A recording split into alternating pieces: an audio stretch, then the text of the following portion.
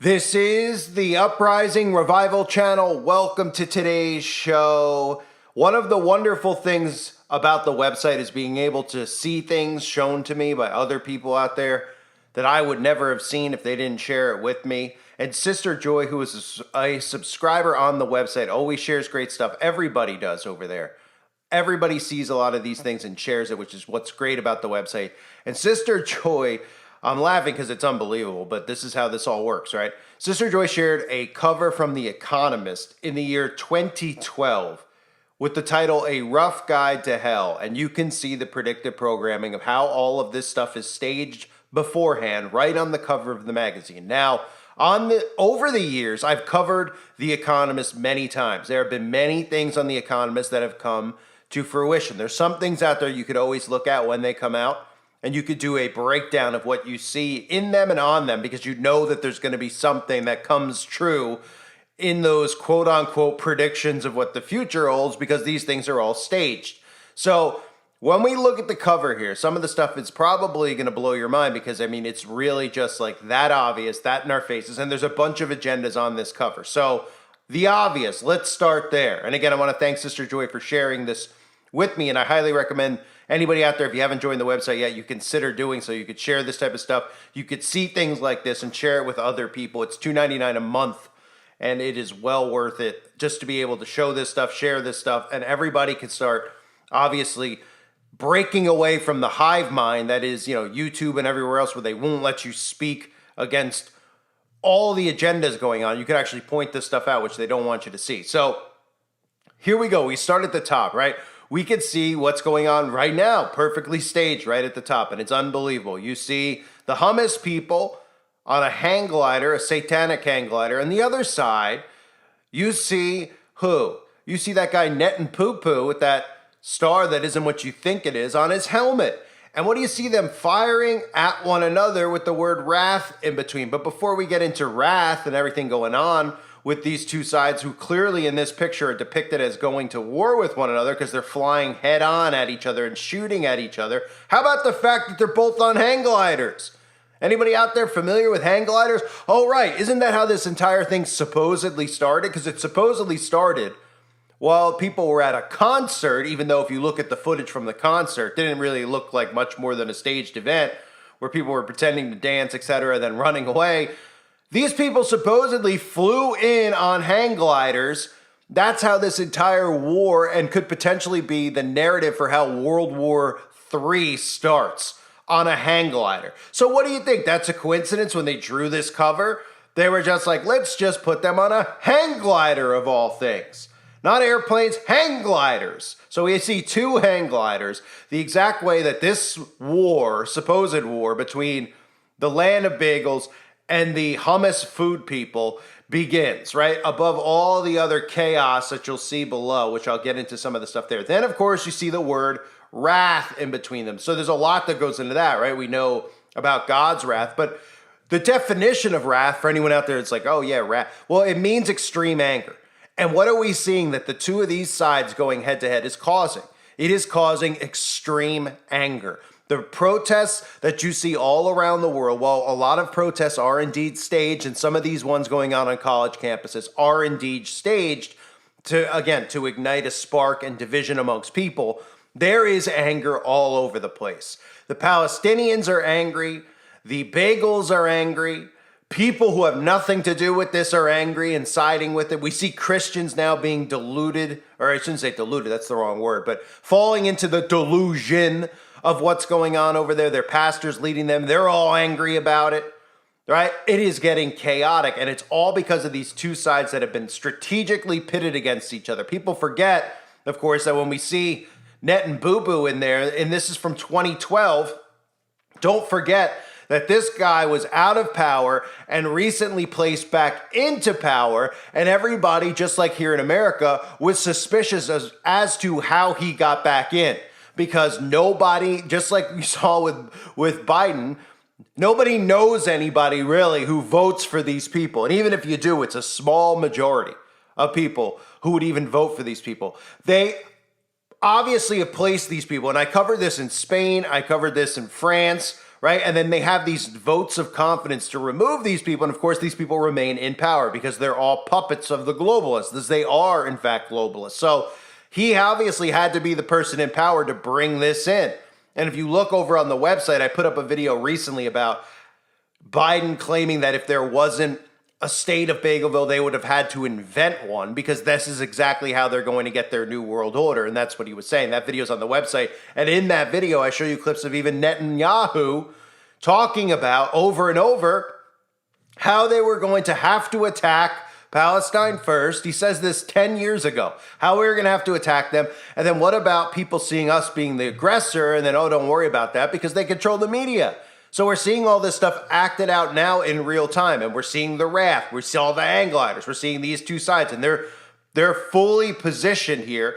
And then the title, at the top of this, all of the chaos that's going on underneath it, because that's what's to come, right? A rough guide to hell. They're pretty much saying a rough guide on how to bring humanity into enslaved hell, right? And then some of the other things that we see below there, of course, you have some of the characters who are on the world stage, right? You have Putin in there, et cetera, et cetera. You have China in there. And some of the other things that you need to notice is like British journalists, for example. You see British journalists falling into the lake, falling into the stream. Well, if you haven't been paying attention, one of the narratives out there with the UK and their journalists are about how the BBC is reporting in the Middle East, justifying what the Hamas people are doing. Right, so a lot of the people in the UK are siding with the other side. So they're pretty much doing this by design because remember, like I've talked about with bagel communism that is to come, everything is going to crumble. So you can't fall into the deception of saying, good, I want the government structure to crumble because they're all corrupt. Because there's not like some light at the end of the tunnel. It's done by design. They're making you hate it even more, but they're bringing in something even worse. The same goes with these corporations like I talked about, right? Target. Oh, Target's putting these things out in the stores. I'm protesting this. I'm protesting Bud Light. This is all done by design. Because remember, in a bagel communist world order, not just country, world, because it's all going to be one government structure, everything is state run and state controlled. Okay, you don't own individual property anymore. All these businesses don't exist anymore. It's state run. It's one bank, right? It's pretty much like one giant Walmart, which will probably be Amazon.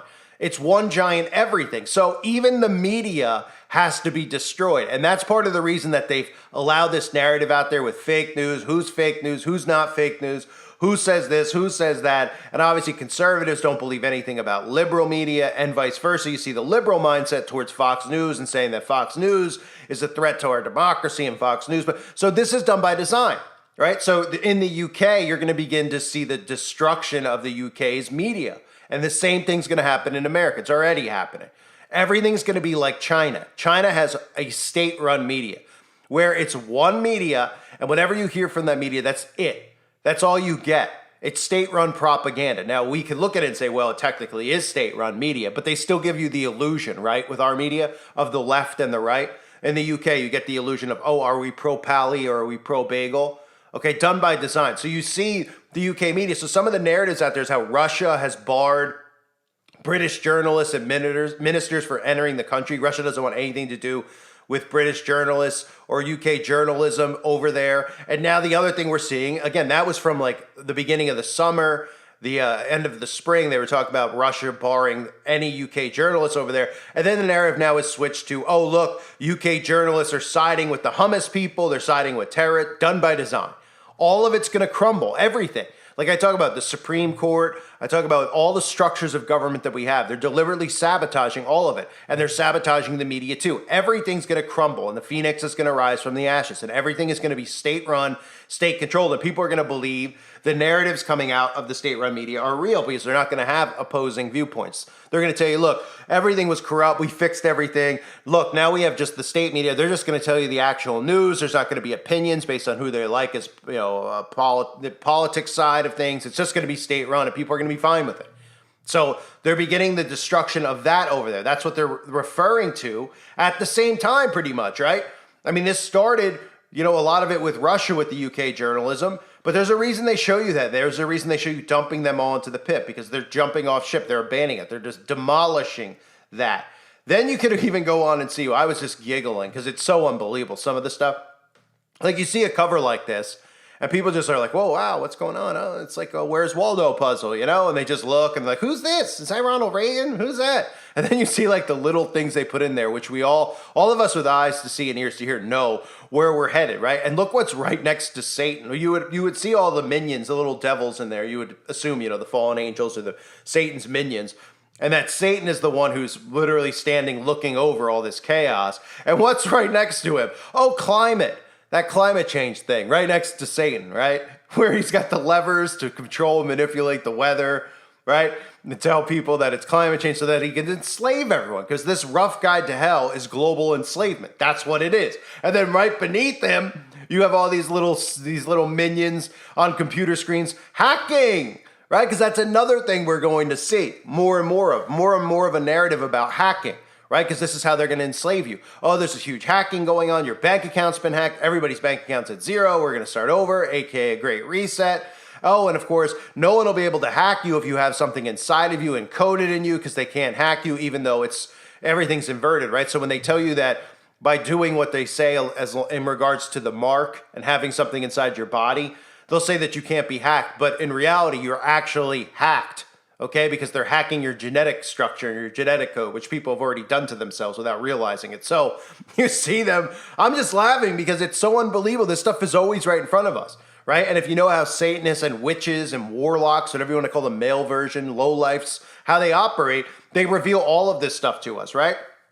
They always show us these things, and they show you pretty much a rough guide to hell. It should say a rough guide of how we're going to bring in hell and get to hell, and all these events happening at once, right? Wall Street crumbling, gluttony, America, with the oil tank, right? With the devil, with the climate change. And then you see all the other little things going on with lust, right? I mean, it's unbelievable. They always do these like little caricature types of things because they know that people just see it and they're just like, oh, that's neat. And they never really break it down or look into it. And these people are never held accountable. They'll just put out an article saying, oh, conspiracy theorists look to a 20. There probably will be some fact checker because channels like mine get followed around.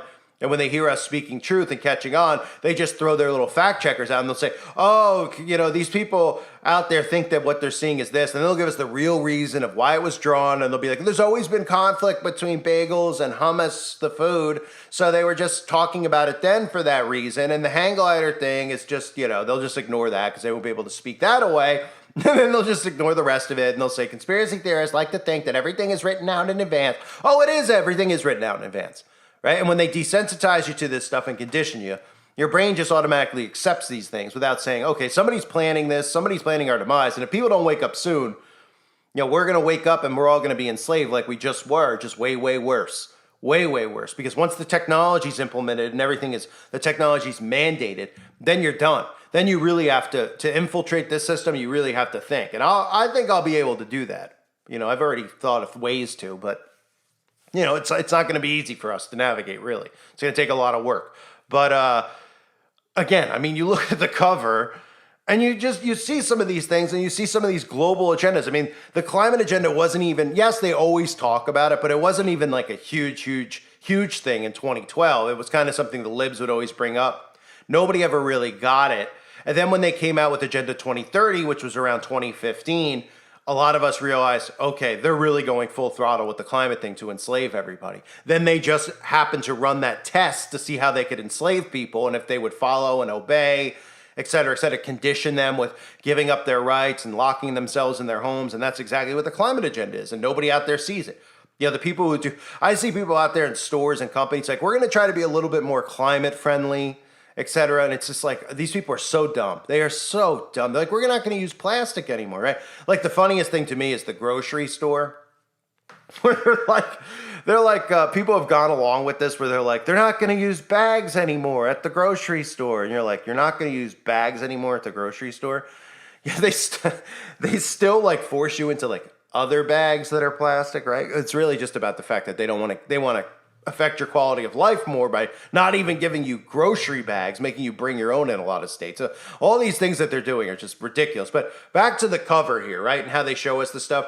You might remember, some of you have been subscribed to the videos, The Economist. I think before the outbreak, I covered it every single year. And then once the outbreak hit, I might have covered it once or twice.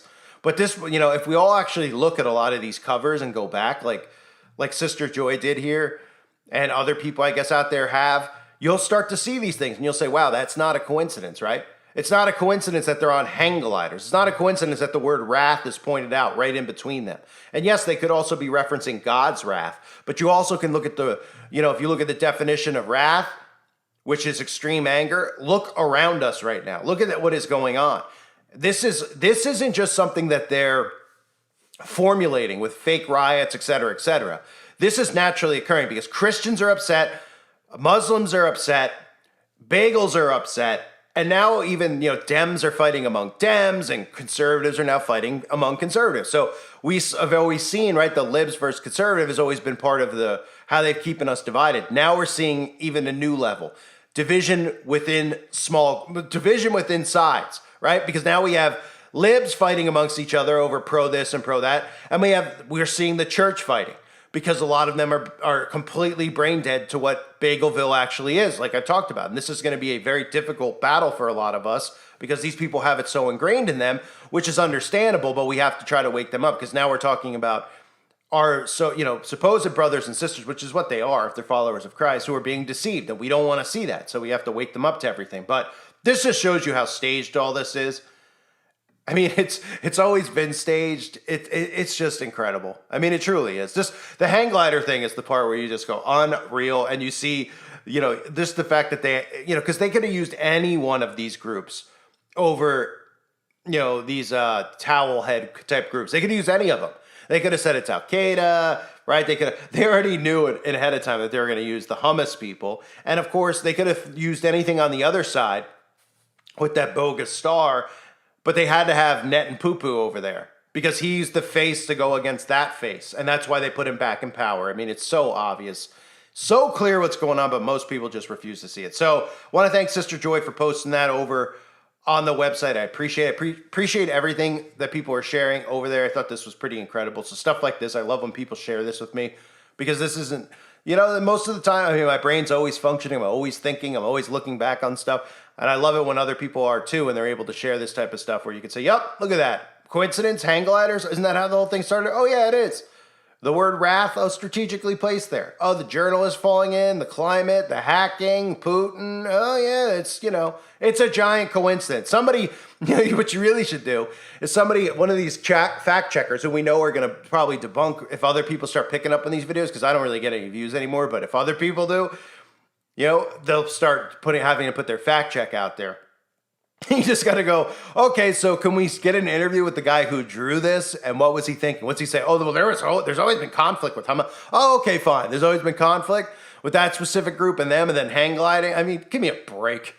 How dumb people are, though, because they'll believe whatever they're told. So when they come out and deflect, all they got to do is say, yeah, the guy who took some pills and then drew this crazy illusion up, of everything going on. And everyone would just accept that as an answer. Nope. Right in front of us always. They're always revealing themselves. So hope to see more people over on the website, have new content going up over there today about some of the unbelievable narratives. I've recently just covered the Bagels Defense Force. They have their own YouTube channel. Some of the stuff they're putting out, it's absolutely incredible. If you haven't seen it and you are on the website, make sure you check it out.